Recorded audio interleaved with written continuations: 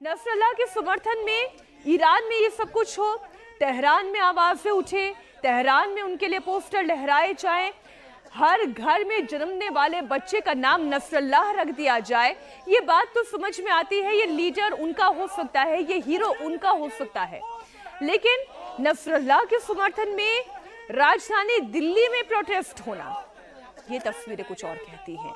ये तस्वीर दिल्ली के जोरबाग की मस्जिद शाहे मर्दा की है, जहां नसरल्लाह के समर्थन में आज नारे लगाए गए। नेतन्याहू की तस्वीरों पर जूते बरसाए गए, साथ ही इजरायल और नेतन्याहू का पुतला भी फूंका गया। इस मौके पर नेतन्याहू को दुनिया का सबसे बड़ा आतंकवादी करार दिया गया।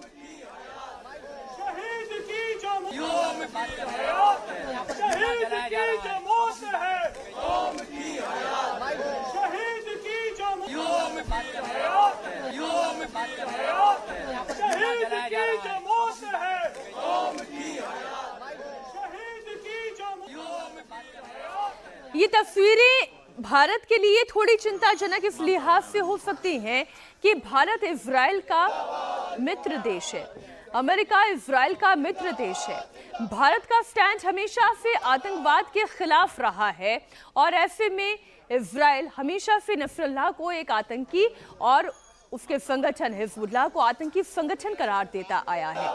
एक तरफ जहां इजराइल के खिलाफ नारेबाजी हो रही है, भारत में नेतन्याहू के पोस्टर जलाए जा रहे हैं, तो वहीं दूसरी तरफ नसरल्लाह को श्रद्धांजलि की भी ये तस्वीरें सामने हैं। कैंडल जलाकर लोगों ने नसरल्लाह के मौत के खुतबे पढ़े और हाथों में पोस्टर लेकर जिंदाबाद के नारे लगाए।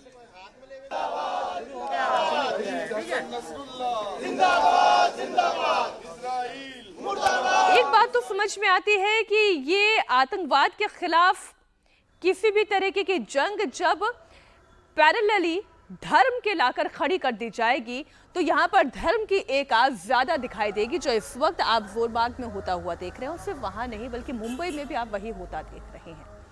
केवल दिल्ली ही नहीं, मुंबई की मस्जिद में भी जुमे की नमाज के दौरान नसरल्लाह की मौत पर खुतबा पढ़ा गया। नमाज के बाद मौलाना ने कहा कि प्रधानमंत्री नरेंद्र मोदी को मिडिल ईस्ट में शांति के लिए इजराइल से बात करनी चाहिए। हम मौजूद हैं मुंबई के रंगवाला मस्जिद कंपाउंड में और यहाँ पर आज जुमे नमाज में नमाज अदा की गई। इजराइल की जो कार्रवाई है लगातार चल रही है, फिलिस्तीन, हिजबुल्लाह, लेबनान और ईरान के खिलाफ उसकी यहाँ पर मजम्मत की गई, उसकी निंदा यहाँ पर की गई और उसके खिलाफ जो है आवाज़ उठाई गई है। साथ ही साथ फिलिस्तीन और बाकी सब जगह जो है अमन और चैन का माहौल बने, इसके लिए दुआ भी यहाँ पर पढ़ी गई। हमारे साथ है मस्जिद के मौलाना साहब अमानुल्लाह रज़ा साहब है। रज़ा साहब, आज आपने इजराइल की जो कार्रवाई है उसकी मजम्मत की है और शांति के लिए दुआ आपने पढ़ी है, क्या कहना है आपका? जी, हम यही चाहते हैं और पूरी दुनिया का आदमी भी यही चाहता है कि पूरी दुनिया में अमन अमान रहे। और इजराइल जब से वजूद में आया है, ये फितना फसाद वाली कौम इसकी तारीख रही है और इसके साथ ये आज जो कुछ भी कर रहा है, इजराइल की कोई हैसियत नहीं है। इसके साथ ये सब ड्रामा जो बाजी कर रहा है, हथियार की पॉलिसी ये अमेरिका की है।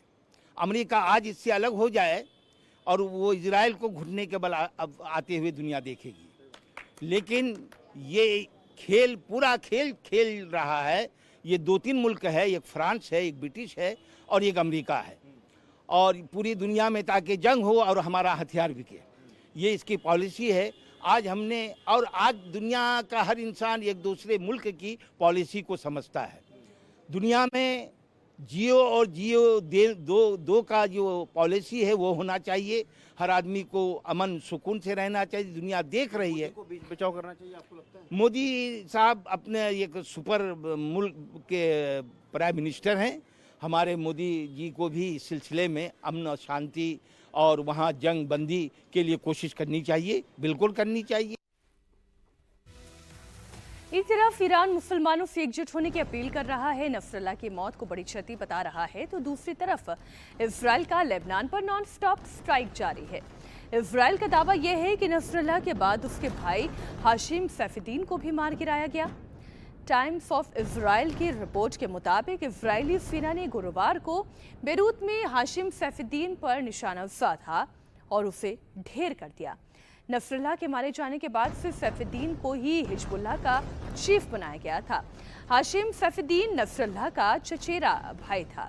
सैफुद्दीन नसरुल्लाह की तरह ही काली पगड़ी बांधता था। वो शिया धर्मगुरु भी है। नसरुल्लाह की मौत के बाद हिजबुल्लाह में उसकी नंबर 1 पोजीशन हो गई थी। अमेरिका ने उसे 2017 में आतंकवादी घोषित किया था। अब मीडिया रिपोर्ट्स का दावा यह है कि सैफुद्दीन मारा गया है। हिजबुल्लाह के खिलाफ इजराइल का ऑपरेशन लगातार जारी है। नसरुल्लाह के मारे जाने के बाद से ईरान ने इजराइल पर करीब 200 मिसाइल दागी थी, लेकिन उसके बाद भी इजराइल का ऑपरेशन तो रुका नहीं। भले ही वहां पर मस्जिद में बड़ी संख्या में लोग एकजुट हो जाएं, भले ही नसरुल्लाह के लिए खुतबे पढ़े जाएं, लेकिन इससे इजराइल को कोई फर्क नहीं पड़ रहा है। आइए आपको कुछ अटैक की तस्वीरें दिखाती हूं, जिससे लेकर दावा यह किया जा रहा है कि इसी हमले में नसरुल्लाह के भाई हाशिम सैफुद्दीन की जान गई है। इजरायली मीडिया के हिसाब से बेरूत में एयरपोर्ट से 4 किलोमीटर दूर हाशिम सैफुद्दीन के ठिकानों पर हमला किया गया। आप ये तस्वीरें देखिए, धमाकों की आवाज सुनाई दे रही है, आसमान से आग उगल रही, मिसाइलें किस तरीके का विनाश लेकर आ रही हैं।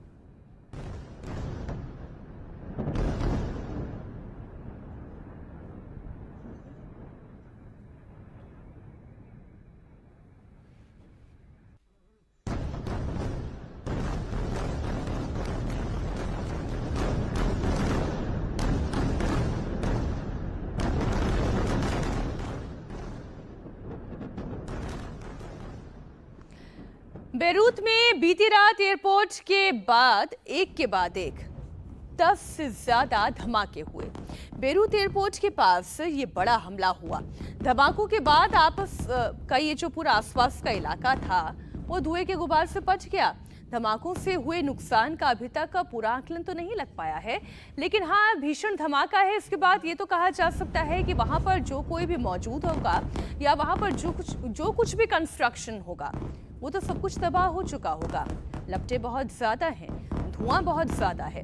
लेबनान मीडिया के मुताबिक इस इलाके में 10 एयर स्ट्राइक हुई है और इसी हमले में सैफुद्दीन मारा गया है।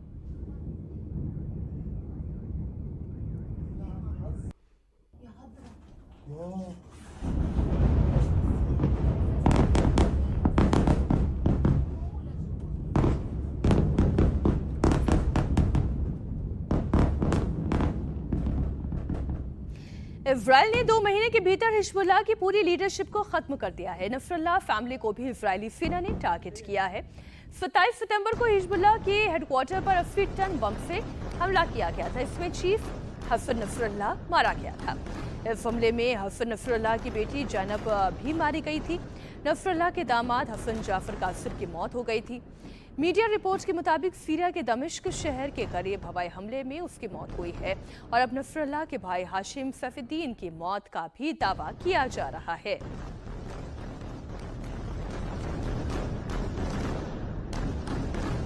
इजराइल सितंबर के आखिर से ही लेबनान में उन इलाकों को टारगेट कर रहा है जहां हिजबुल्लाह के कमांडर और मेंबर मौजूद हैं।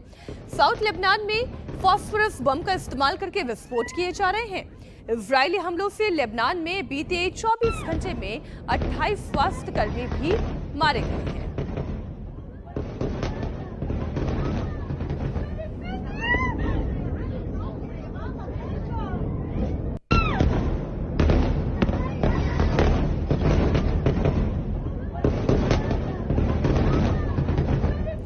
लेबनान की हेल्थ मिनिस्ट्री के मुताबिक पिछले 24 घंटे में इजरायली हमलों में 37 लोग मारे गए हैं और 151 घायल हुए हैं। तस्वीरें देखकर और धमाकों की आवाज सुनकर ही आप ये अंदाजा लगा सकते हैं ये इजरायल के हवाई हमलों से किस कदर लेबनान में चारों तरफ दहशत दिखाई दे रही है। धमाकों की आवाज से पूरा बेरूत दहल उठा।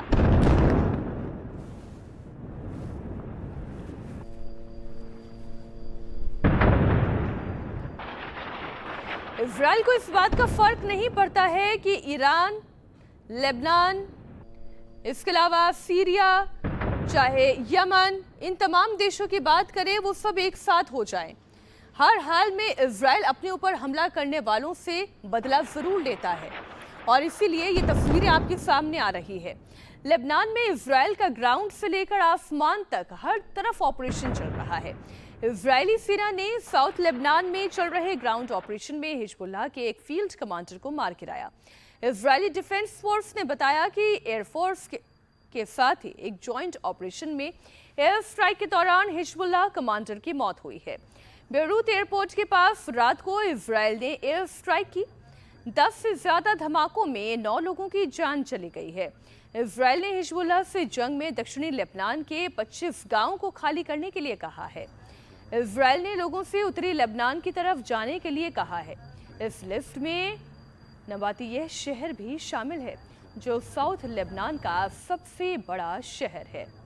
इजराइल लगातार हिजबुल्लाह के ठिकानों पर बम बरसा रहा है, एयर स्ट्राइक कर रहा है। लगातार हिजबुल्लाह के ठिकानों को निशाना बनाया जा रहा है। बेरूत की बात कर लें तो यहाँ एयरपोर्ट के पास भीषण विस्फोट हुआ, जिसकी धमक सुनाई दी इन तस्वीरों में भी।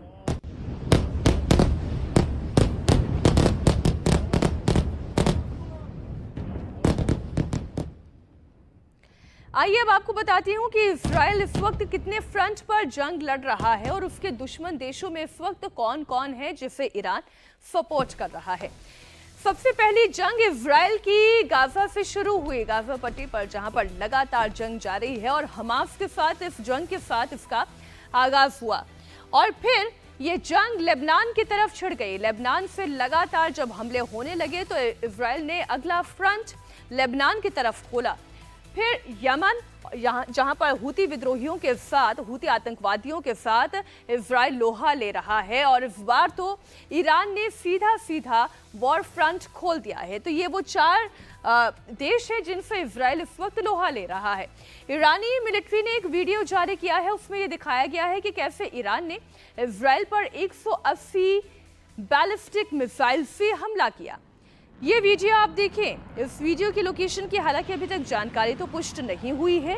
ये वीडियो ईरानी मिलिट्री ने जारी किया है, दूसरी किसी जगह से इसकी पुष्टि नहीं हुई है। इस हमले के बाद से पूरे मिडिल ईस्ट में भीषण जंग की आशंका पैदा हो गई है। इजराइल पर हमला करने के बाद ईरानी सोशल मीडिया हैंडल के इस तरह के कई वीडियो जारी हुए हैं। इनमें यह दावा किया जा रहा है कि इस हमले में इजराइल को बहुत बड़ा नुकसान पहुंचा है।